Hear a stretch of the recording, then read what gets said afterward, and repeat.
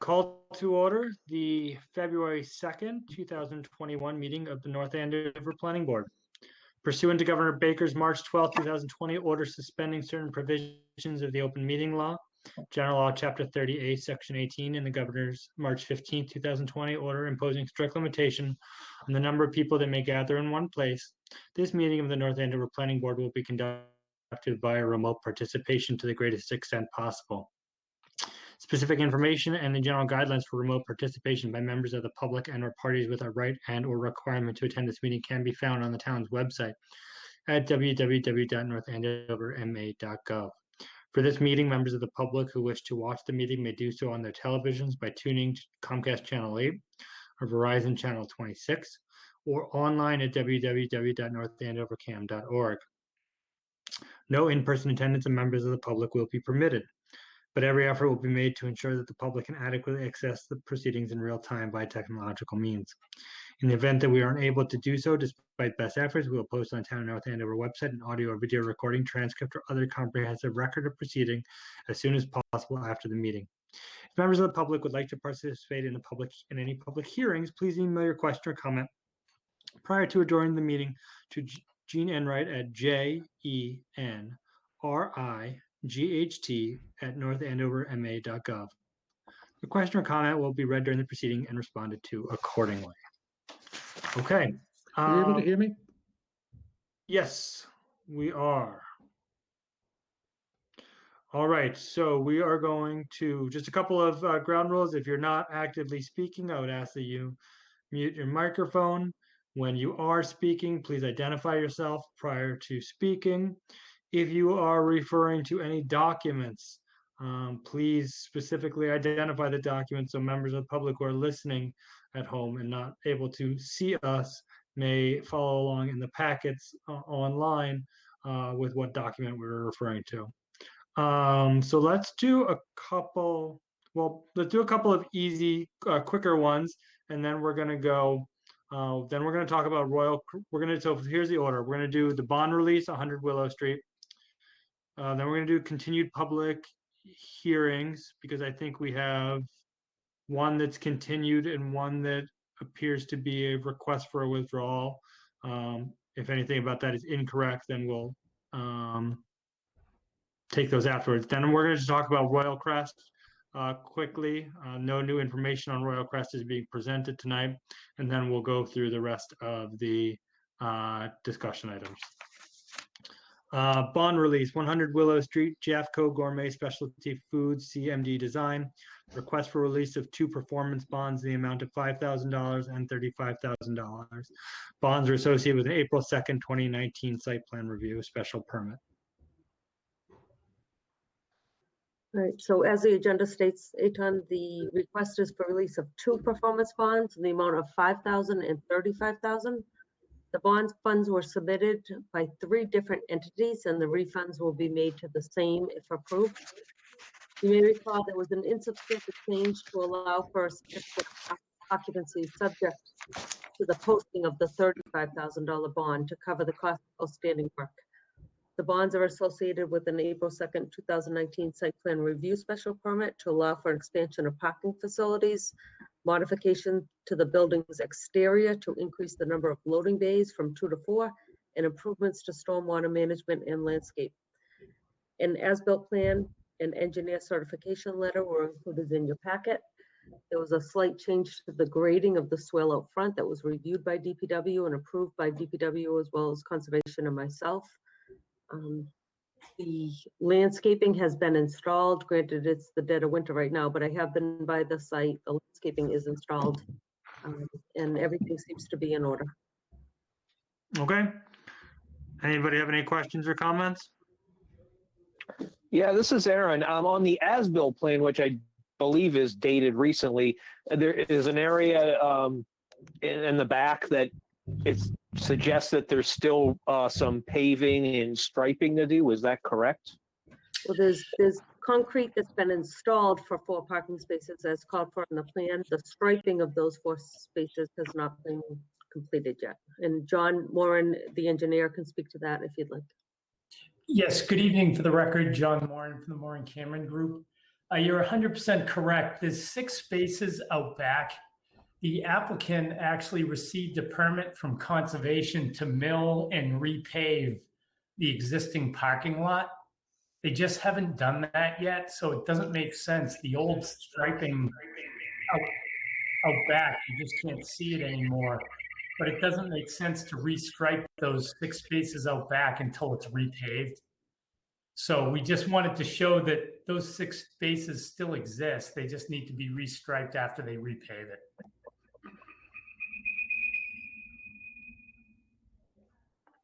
Okay, Aaron, does that satisfy your question?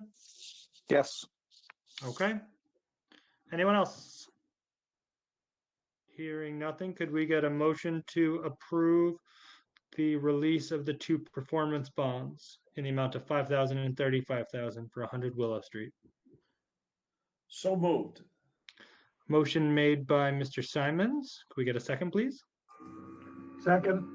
Second by Peter. Okay, roll call vote. John, Yes. Aaron, Yes. I vote yes. Peter Yes. and Kate. Yes. Okay, approved. Thank you very John. much. Okay, continued public hearings. Gene 3 Great Pond Road has been continued until February 23rd. Is that correct?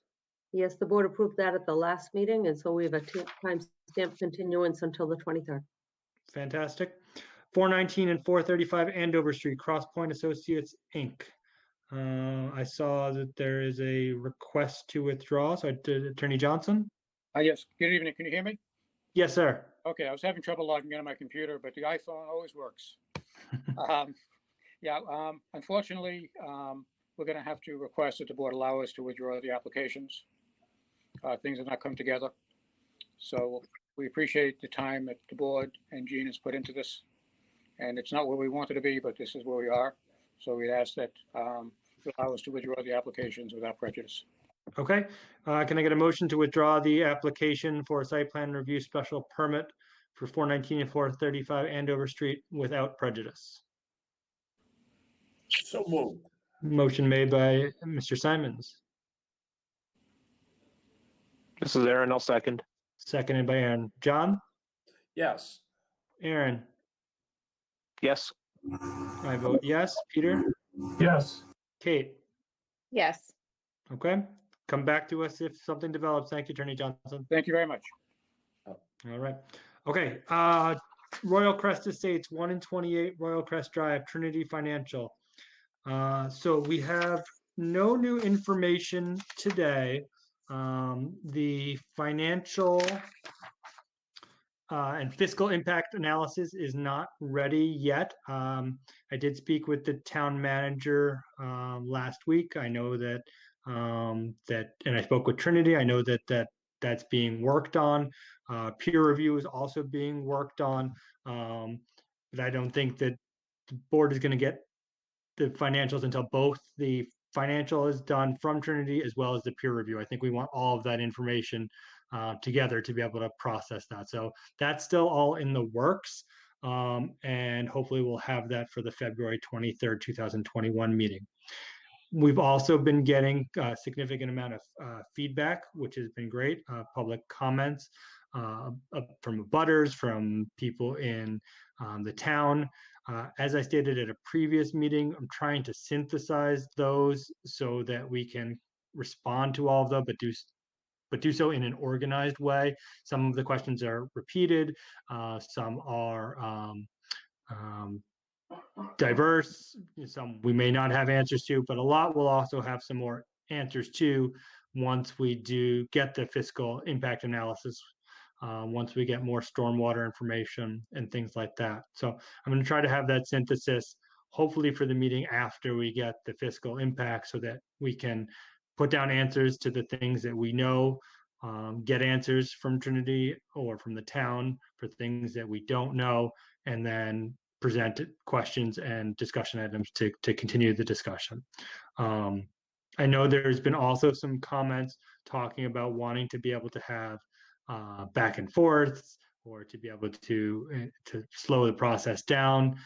We're going to keep moving forward We're going to move forward deliberately and take as much time as needed and as much time as is necessary for the board to be satisfied and for there to be a significant amount of public discourse. We're certainly not there yet, but nothing is going to be decided or put forward to a town meeting until that process has been fully completed. The exact dates, don't know yet, but we're proceeding cautiously, but we are proceeding.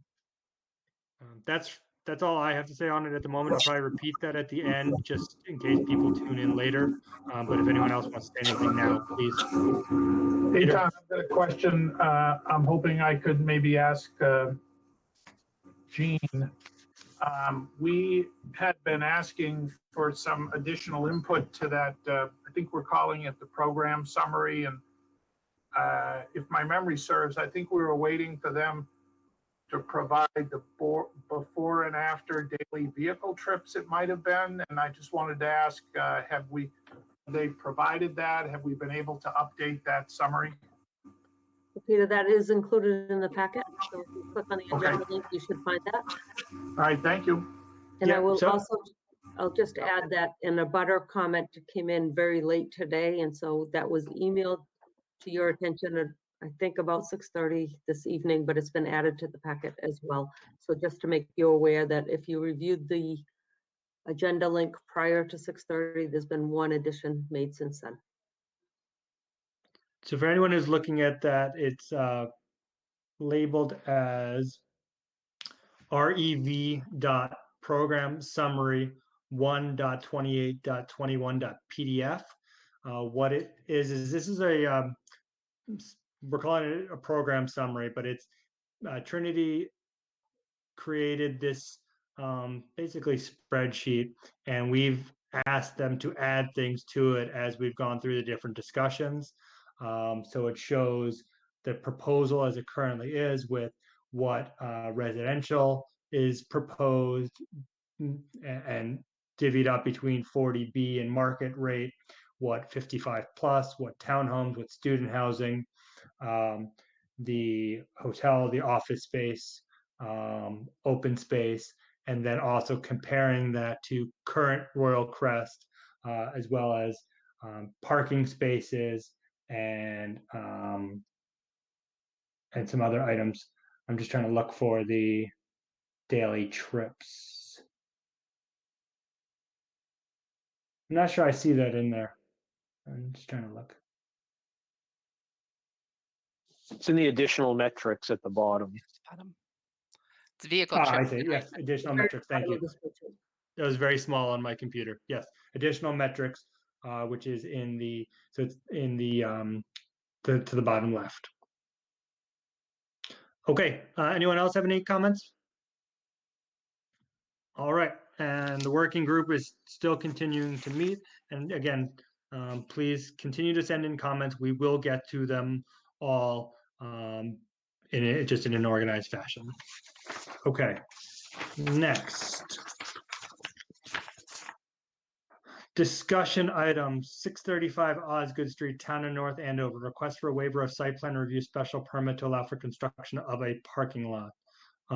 What I'd like to do is hear from the applicant, which is the town, and then I'd like to hear, if we can, from Mr. Simons just about his knowledge of this, having it since it came out of the CPC.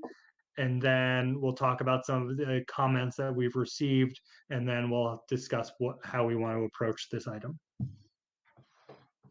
All right, so from the town's perspective, the land was known as former Oostler property at 623 Osgood Street. This parcel of land has been given an address of 635 Osgood Street.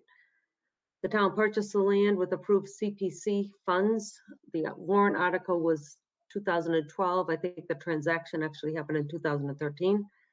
The approval for the land purchase included approval for funding for construction of a parking lot. This proposal before you tonight for the waiver request is for a 10-space gravel parking lot with potential for 10 additional spaces in the future. Dan Beckley has submitted the application request for the waiver and the memo detailing the specifics of the request.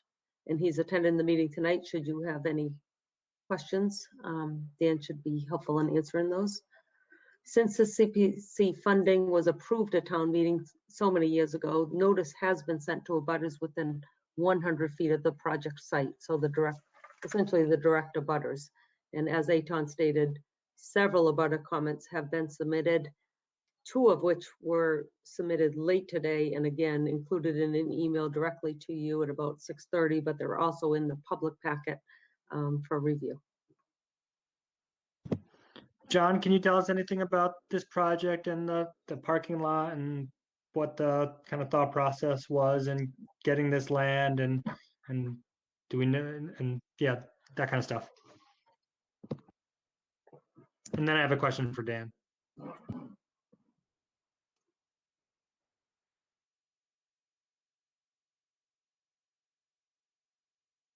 Well, Sorry about that. I was off and I was let me break my comments in 2 pieces. One is first I'll explain sort of the history and the context of this project, and then try to roll things forward to the present and give some context in what we have right in front of us at this point. The Usler property, as everyone knows, is directly abutting the Edgewood farm and directly abutting a lot of the land that the town owns as part of Osgood Hill. We purchased that land back in 2012. The primary reason was because of the spectacular vistas of Osgood Street into the Edgewood farm. And the alternative was to have a fairly substantial subdivision that would cover the open meadow and field. So the secondary objective of purchasing that property was to extend the trail network associated with Stevens Estate, because it would continue the path and allow more and varied usage of all that land.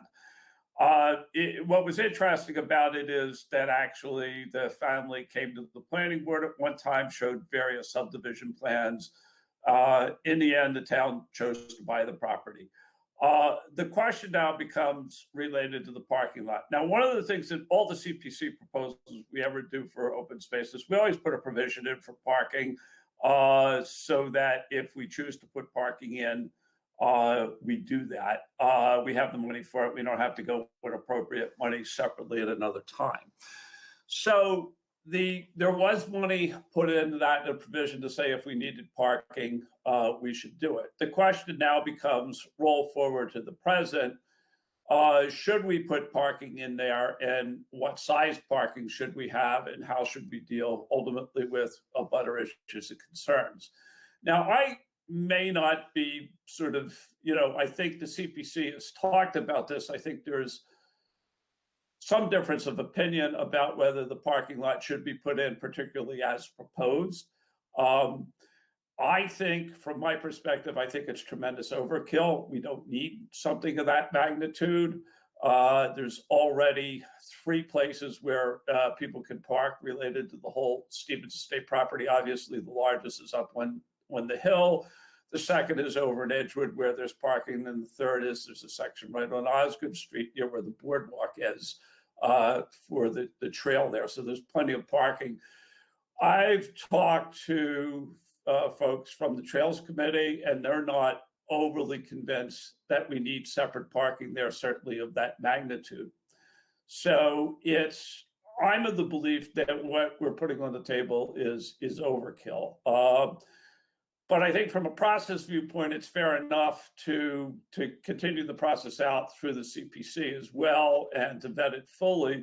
But I also think that we have to carefully listen to what the people and the abutters say, because they're sitting there, they're living with it, they're dealing with it, and we should consider their perspective well and give them a chance to talk. So I think, we have to take that into consideration. So kind of, I know I filibustered a little bit, but that's sort of the perspective that I would bring here. Thank you, John.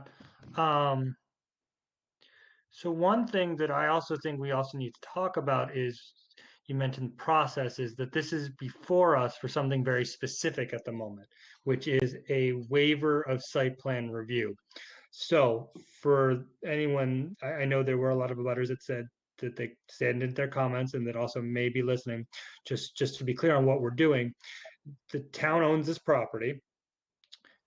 A parking lot can be built, but it has to go through site plan review before the planning board, meaning the planning board has a limited role in okaying or saying not okay to a parking lot, really as to the size, one of the things that John mentioned, the scope, things like that, where, how it's laid out.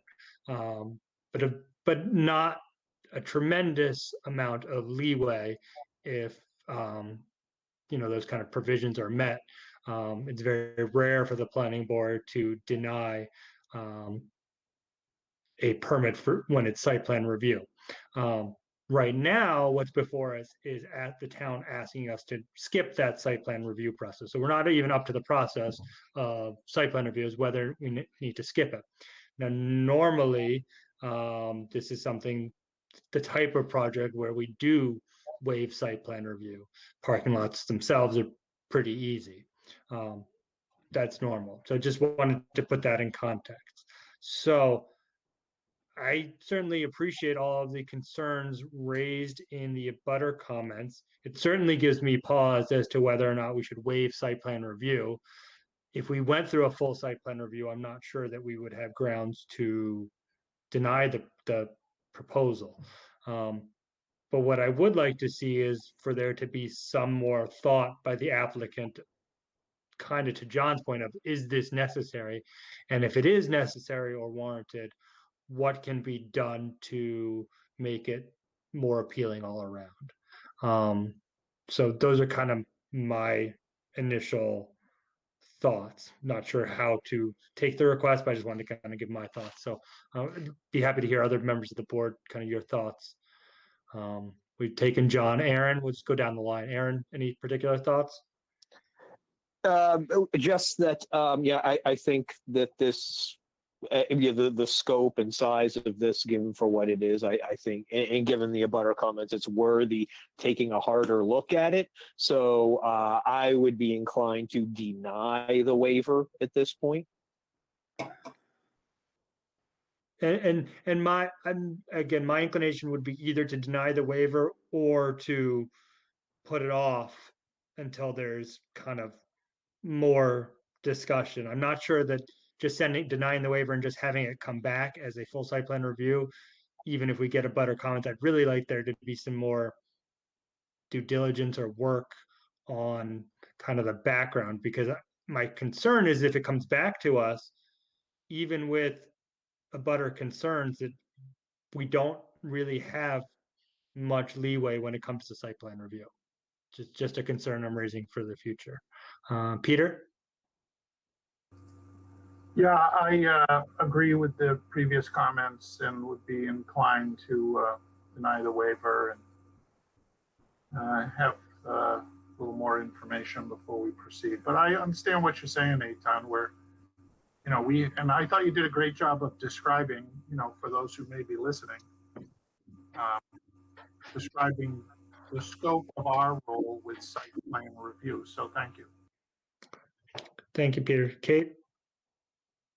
I agree with everything that Aaron was saying previously, and I think we do need a little more information. But preliminarily, I would say we need to deny the request for the waiver. Okay. All right. So what we're gonna do is we'll take a motion on the waiver. And then let's do that right now. So so the request is for a waiver. So can I get a motion to deny the waiver of site plan review? So moved. Motion made by Peter to deny the waiver. Can I get a second by John? Okay. All in favor of the motion, which is denying the waiver, meaning that if this project were to go forward, it has to go through the official site plan review. John? Yes. Aaron? Yes. I vote yes. Peter? Yes. Kate. Yes. Okay, so to be clear, the waiver of site plan review has been denied. That does not end the project. What it means is that if the applicant, the town, wishes to build the parking lot, they have to submit for a site plan review special permit, which they can do. If that came before the board, again, we would then take it up as a special permit request. Again, we would go through the comments that we've received. If there are additional comments, we take those and discuss those as well. I would really, I guess this is mostly for Dan, for Gene. I would really ask that if the project is to go forward, that it kind of go back, given that it's 9 years since, the funding or, came before us, to really go back, talk to the stakeholders, butters, the trails, CPC, see if this really is something that everyone wants and needs, and if so, what's the proper scope for it? And if it is, then come back, and then we'll go through the site plan review. Okay, Okay, that's fair. I agree. This definitely, based on a butter comments, needs to be vetted further. okay, so good. So and for anyone watching, it may come back, and if it does come back, let's please make sure we notify everyone that we notified already. Okay, great. 1268 Osgood Street for Jetta Development, signature comments, project update, and conceptual signage. Right, so Good the- evening. Oh, All I'm right. sorry. So Yeah, the Gene, original, go ahead. Sorry. the original approval, we had a condition requiring review of the conceptual signage plan for this, and I've been advocating for an update to the board because I think it's really important. It's a great project, and I think it's time to just get an overall update as to the status of development and what we see in the near future. Fantastic. Good evening, everyone. Mark Yanowitz, speaking on behalf of the applicant. I'm with the architectural firm of LaGrosse, Yanowitz and File. We have designed the commercial buildings that were approved years ago on this site. As Gene mentioned, well, I'll do a quick overview. The site comprised of 4 buildings of approximately 43,000 square feet of commercial, retail, restaurant, office that sits in front of 4 residential towers, which was separately permitted with Princeton Properties. The residential towers, as you probably know, have been completed in the initial phase of the construction. They are 2 separate legal parcels now, and although they share common entrances.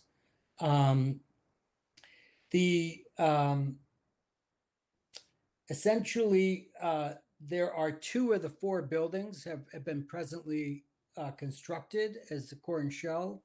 That's building, you should have both a conceptual site plan of the site as well as the conceptual site signage plan elevation. Building 2 is a standalone restaurant, a little over 6,000 square foot. That is about to get their final inspections for certificate of occupancy in the next week or 2. It's Bird and Wolf Restaurant that has both indoor outdoor dining. They have a covered patio with radiant slab for year-round outdoor dining. And they will initially operate with a breakfast cafe. I think they're still finalizing their liquor license, but the initial operation will be kind of a breakfast cafe, and the intention is the cafe also has a bakery, and they would serve pastries through the dinner hour. So it'll be, be the first thing open and the last thing closed within the restaurant. Building 3 is also completed as a core and shell building. It's a 2-story retail office building. Presently permitted just 2 of the tenants. One of the end units is about to start construction as a nail salon. And then the entire second floor, which is a little over 10,000 square foot, is going to be a corporate office. That's under construction for tenant improvements. So of this 43,000 square feet presently, and will largely say based on the impact of COVID, there's been a lot of people interested in the project to the owners, but only 3 tenants have actively signed up, and they have a number of interest in recent weeks, months, but presently only 3 under construction. There is originally building 1 was the hope was to get a drive-through bank, and there is a drive-through in the original permit application and site plan review. I believe the owners have talked to every bank in New England and nobody wants it. So they've been talking to coffee shops and other types of businesses that may, light food, fast casual food. But the latest is they're talking to a coffee shop, kind of possible breakfast, pastry, donuts. But that is yet to be signed up on as a LOI. There's other businesses in medical services and food service, fitness, and a liquor store, other kind of foods, kind of small grocery, have been expressed interest, but no one yet is signed up. Presently, building 4, which has 7 tenant spaces, is the foundation is constructed, but they've held off building the exterior walls and roof shell structure until it's defined who may come in. And there has been some interest of, a certain business taking a majority of the building. Meanwhile, as Gene mentioned, the original site plan review asked for conceptual signage, and we've really been waiting to complete the conceptual signage until we had more tenants and knew the number of tenants that might be coming in.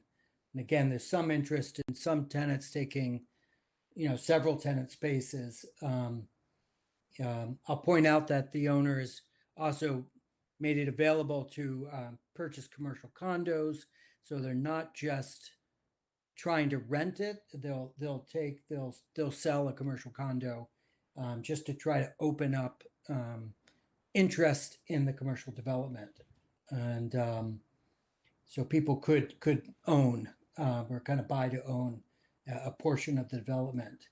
We're hopeful that with the recent news of vaccines and other forces, that the market will open up and we'll get more activity in there. Meanwhile, we did, present the concept of the conceptual signage, which shows a sign with joint tenants, businesses at both entrances of the property. As you may know, there's a main entrance at the new traffic light right on Osgood, which is a shared entrance with the residential unit. And the idea is to put a sign perpendicular to the road announcing the businesses at the main entrance. There's also a secondary entrance to the north, and farther along Osgood, it's only a right lane in and a right lane exit, but showing a potential locate another sign there. And in your drawings, you should have again received the conceptual sign. The idea is to give a masonry base of 2 foot in height. We're using fieldstone veneer throughout the commercial development, so it would be the same veneer with a granite, kind of a blue granite cap to it. Then metal post, as support posts, which were painted black, again, like some of the black trim on the commercial buildings. And then, a sign with adjustable tenants. Some of the tenants in the sign are real, some are not.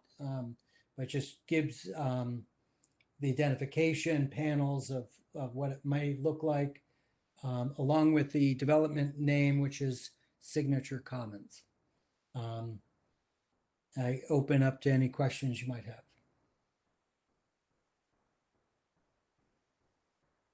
Does anybody have any questions or comments? Hey, John, I would just add that, Mark, I certainly don't have the signed bylaw memorized, but there may be a restriction for one monument sign. So you just would have to run by Paul Hutchins, the building commissioner, your conceptual signage plan. Just, you might want to get a read from him on that. Okay. I'll definitely talk to Paul, and I'm not sure the ownership would have an objection to reducing to one sign if that is the bylaw. But this is not a formal permit application. We'd have to go through the planning building department for that, I'm assuming. Yep, understood. I think the permit conditions that it must be compliant with zoning, but just the board wanted to get a sense of your conceptual plan. And for the board's information, the bird and wolf signage is already up on the building. I think it looks great, but each individual tenant will then ultimately have signage on the building as well as a monument type sign. Yeah, I drove by there yesterday and I noticed it really right away, and I actually thought it looked great too. I was very curious as to what the restaurant was. So I thought it looked really good. Yeah, so Okay. again, and yeah, they're calling it American Craft, and they'll have fine dining and casual dining options, and again, the bakery and kind of pastries. They're very excited, and I will say they haven't skimped on much in terms of their investment. So yeah, it should be open within the next week or two. Fantastic. All right. Okay, very good. Thank you, Mark. Appreciate it. You bet. Have a nice evening.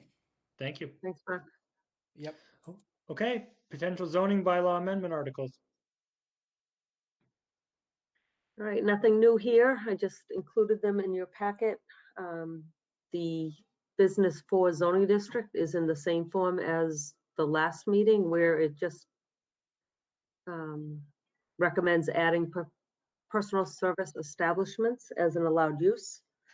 Does not specify by special permit. I know the board was considering that, and certainly time allows for that consideration. And so at this point, I just presented these 3 warrant articles for your consideration and ask that you at least give me the nod to notice those in the paper. The legal ad would need to be submitted on Thursday for noticing Monday and the following Wednesday. And the reason it's Wednesday is Monday is a President's Day holiday. So I would opt for Wednesday with the public hearing to open on the 23rd. That Okay. being said, I think the only change on the watershed bylaw draft that was presented last meeting, Peter asked for some schematic kind of image showing the buffer zones just in a different manner than the table does. So they have now been included in the bylaw draft. And as my staff report indicates, I am anticipating a signed bylaw that will be submitted most likely. I'm going to include it in the legal ad to the Tribune, and I would anticipate you having a draft of that at the opening of the hearing, the public hearing. Okay, so let's go just down the line, see if anyone has any comments. We'll go reverse order this time. Kate, any comments on the potential zoning bylaws? No, nothing to add. Excellent. Peter? Hold on. Thanks for the work done on those 2 diagrams, Gene. I think they're really well done, and as these zones can be quite confusing to read, even if it weren't for the sort of housekeeping that's needed to fix the language. I really think it helps to understand the zone. So I really appreciate taking the time to do that so well and include them. And as the rest of the board, I'm sure knows, no surprise, I highly recommend you all take a look at those wonderful diagrams. Thank you. No comments from me. Aaron? No further comments. John?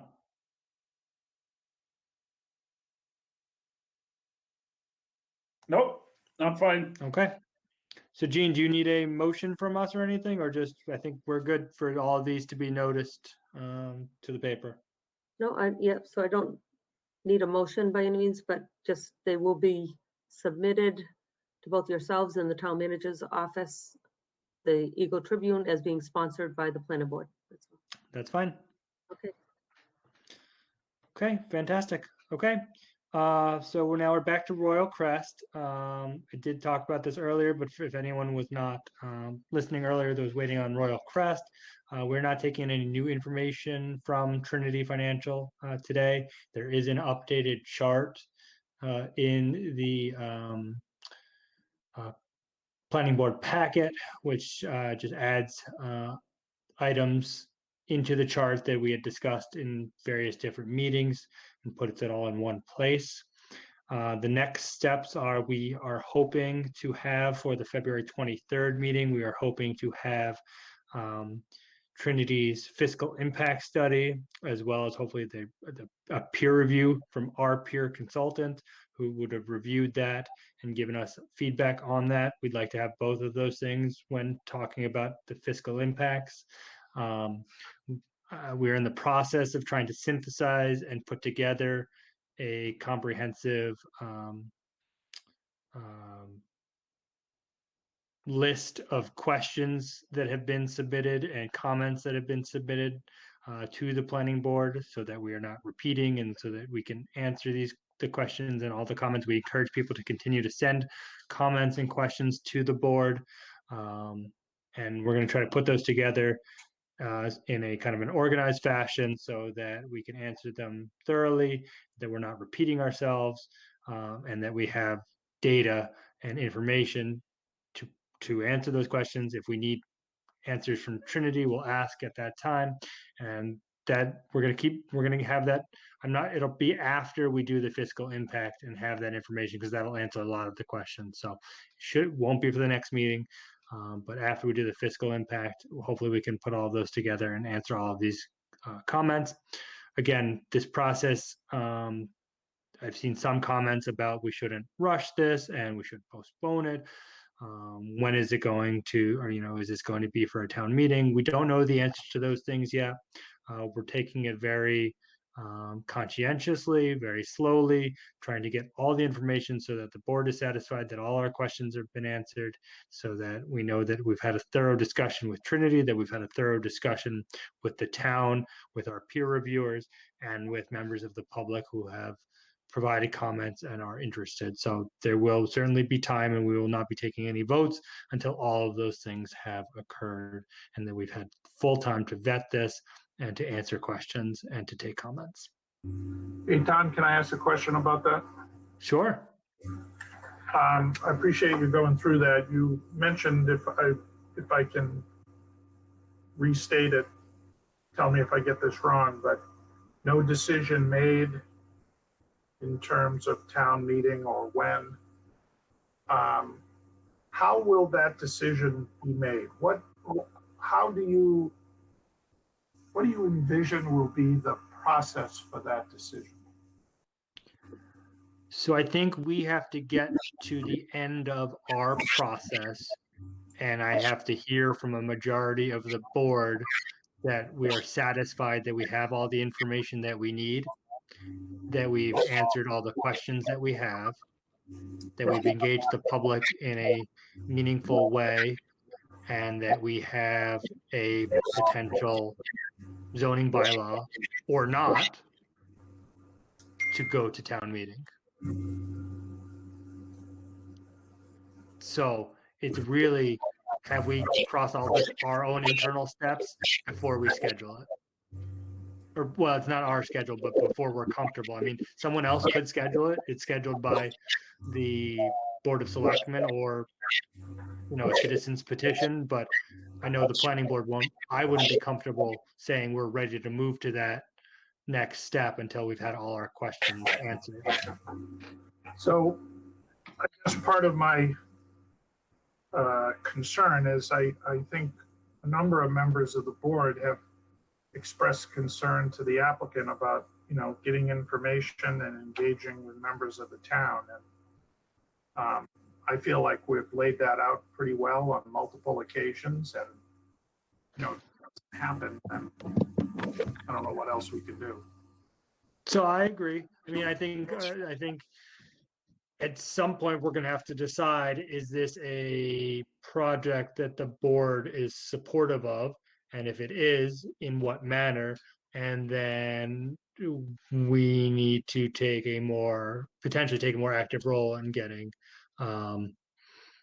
getting feedback. I think we've gotten a lot of feedback, but ultimately to me, that part is up to, you know, if there's a failure to engage the town, that's going to result in, you know, a negative town meeting vote. I mean, I think that's the risk of the applicant more than anything.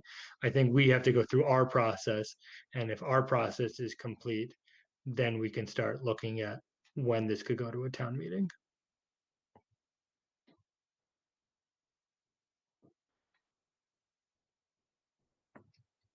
Anyone else? Any other comments or questions? Okay. So we'll talk about Royal Crest again on February 23rd. Hey, Tom, if I could just add one thought. Sure. When it becomes apparent that it's time to kind of present those abutter comments and provide responses to those comments, I would suggest calling it out on the agenda as one of the bullet items under Trinity. So if you, at the point that you feel it's appropriate, I think we should be just talking about calling it out specifically on the agenda itself. Yeah, I agree. And I think it may be that should probably be the only kind of topic for that evening. You know, so if there's an evening when we don't have much, and once we've done the fiscal impact where where it's, I'm not sure how to describe it, whether it's question and answer, whether it's public comment, whether it's responding to public comments, you know, and then, you know, when we get to spring, when we get to, you know, summer, you know, later of the months in spring, we'll see where we're at in terms of the pandemic and rules, and when we can have people to see what we can do for, you know, a more back and forth engaged process. But we're limited right now to the emails, and so that's what we'll do for now. I agree. Okay. Yep. Sounds good. Okay. Can we get a motion to approve the minutes from January 19th, 2020, 2021? It says 2020 on the agenda, but I assume 2021. This is Aaron. I'll make a motion to that effect. Okay. I will take Aaron's motion, but John might have beaten you. Motion made by Aaron. Can we get a second? Second. Second made by John. Okay. John? Aaron? Yes. John votes yes. Aaron?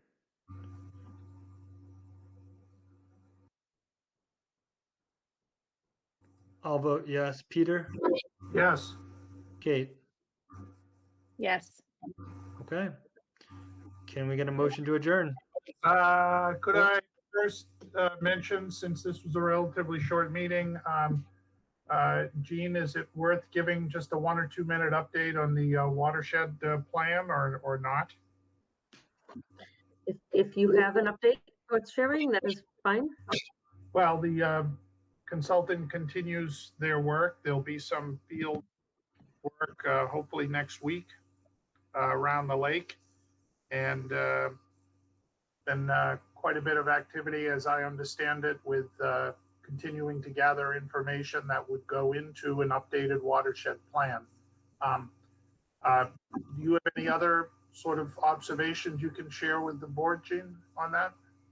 No, I would just add that the field testing was scheduled to be last week, but due to some COVID interruptions, I guess we've delayed it a week. We have a status update tomorrow.